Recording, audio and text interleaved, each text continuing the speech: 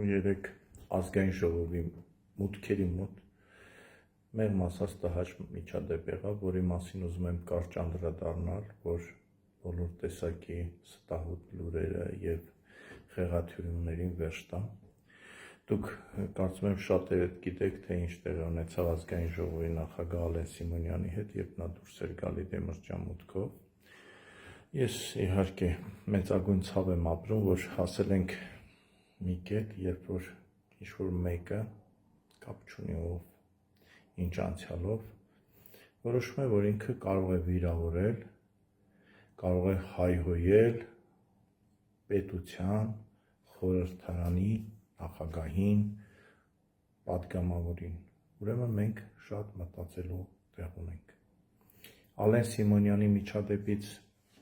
առաջ միջադեպ տեղի ունեցավ նաև իմ մասնակցությամբ, երբ որ ես Բաղրամյան մուտքով ներս էի մտնում ազգային ժողով, այնտեղ նստած էին մի խումբ մարդիկ, որոնց ես ճանաչում էի, որոնց թվում էր եւ Արսեն անունով մի մարդ, որը հանդիսանում է պատերազմում անհետ կորած հերոսների մեկի եղբայրը, մեկի որ եղբայրը, բայց այս մարդը շատ հաճախ ցավոք սրտի մոռանում է, ովքեր են իր հարազատները եւ իրեն պահում է տղամարդուն ոչ վայել ձևով։ Երբ ես կիրթ, հանգիստ, սիրալից, բարևեցի եւ ներս էի մտնում, նա իրեն թույլ տվեց անհարգալից արտահայտություններ, մեղմ ասած անհարգալից եւ ասեց, որ քո նմանի բարևը մենք չենք ընդունում։ Դե չգիտեմ ինքը ինչ նկատի ունի իմ նման ասելով, երևի ինքը կիմանա, հետո իր խղճի առաջ կպատասխանի, բայց ես ոչ իրեն եմ ուզում անդրադառնալ հիմա, ոչ իր հետ այնտեղ եղողներին։ Ես ուզում եմ կոչ անել բոլոր քաղաքական ուժերին, ոչ քաղաքական ուժերին, ձեր նպատակների համար մի օգտագործեք հերոսների, հարազատներին, ծնողներին։ Մի արեք դա շատ վատ բան է։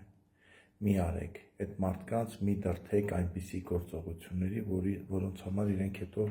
փոշմանելու են, զղջալու են։ Դուք մարդկանց ուղղորդում եք դեպի ազգային ժողով եւ իրենցից պահանջում եք կամ խնդրում եք, որ ինչ-որ հարցերով դիմեն ազգային ժողովի պատգամավորներին, նույնիսկ պահանջում են, որ հրապարակվի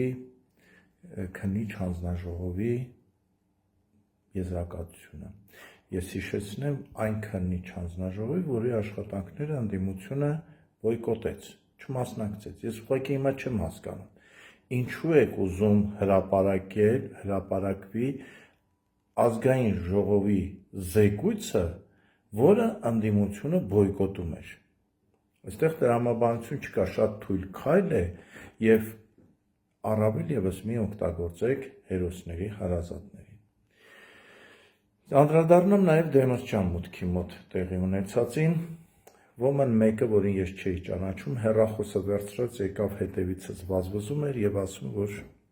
ես իր ընկերոջը վիրավորել եմ։ Փորձում էր սադրի, հետո պարզվեց, որ ինչ-որ բլոգեր է, որը ինչ-որ տխրահռչակ, շատ տխրահռչակ պաշտպանության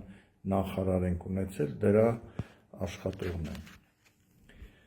կամ նրա կողմից վարձված ոմն մեկը։ Եվ նրան եւս ճանապարհեցի, որ պետք է շատ հանգիստ ու կիրթ, իմ հեռանալուց հետո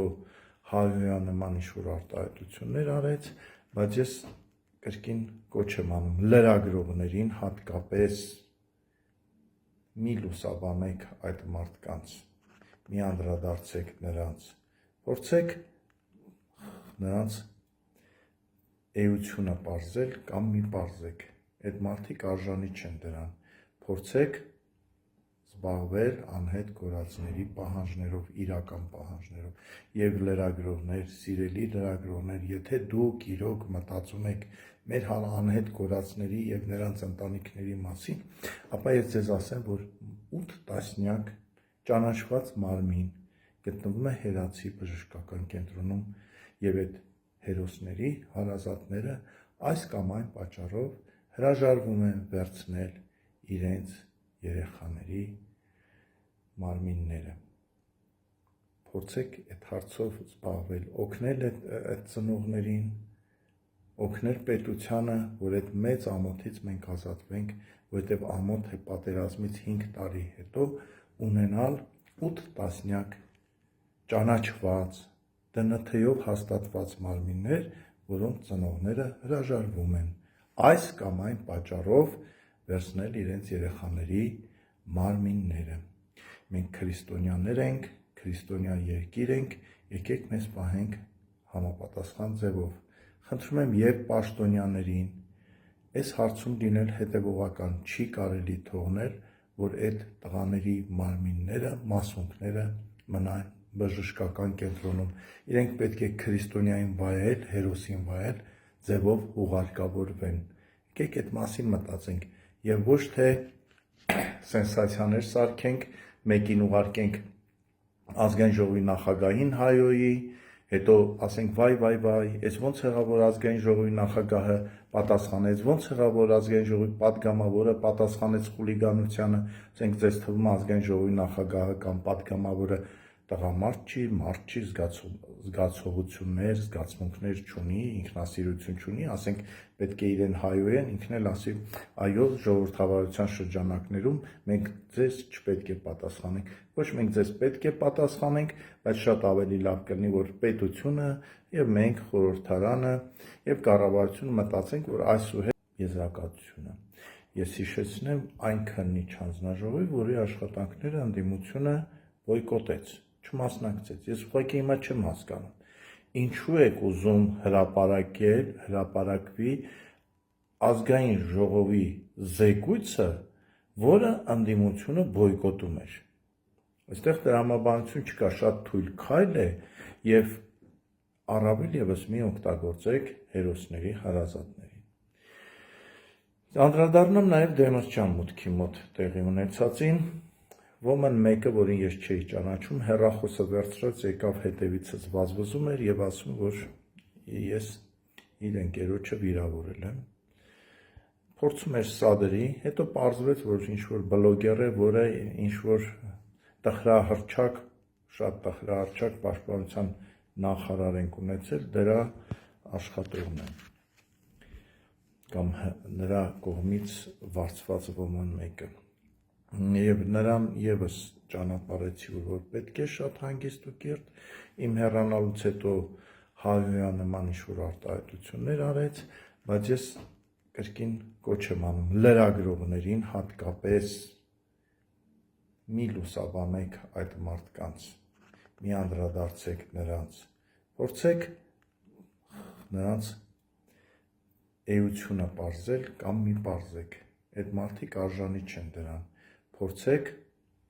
զբաղվել անհետ կորածների պահանջներով, իրական պահանջներով եւ լրագրողներ, սիրելի լրագրողներ, եթե դուք իրոք մտածում եք մեր անհետ կորածների եւ նրանց ընտանիքների մասին, ապա ես ձեզ ասեմ, որ 8 տասնյակ ճանաչված մարմին գտնվում է հերացի բժշկական կենտրոնում եւ այդ հերոսների հարազատները այս կամ այն պատճառով հրաժարվում են վերցնել իրենց երեխաների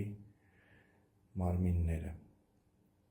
Փորձեք այդ հարցով զբաղվել, օգնել այդ ծնողներին,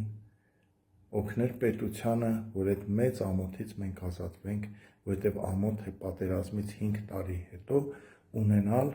8 տասնյակ ճանաչված, ԴՆԹ-ով հաստատված մարմիններ, որոնց ծնողները հրաժարվում են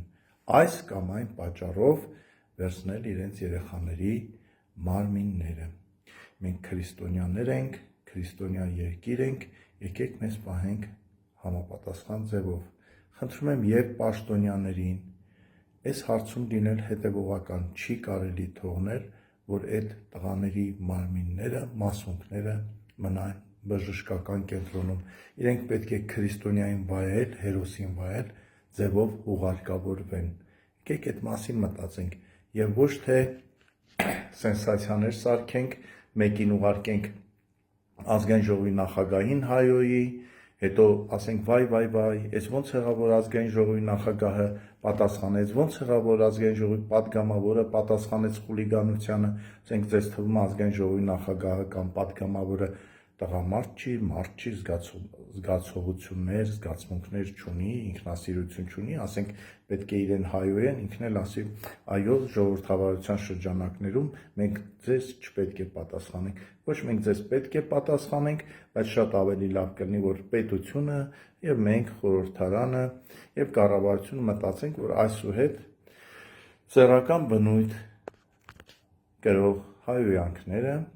պատժվել շատ ավելի խիստ, ժամանակն է, որ մենք մի քիչ խելքի գանք, շնորհակալություն։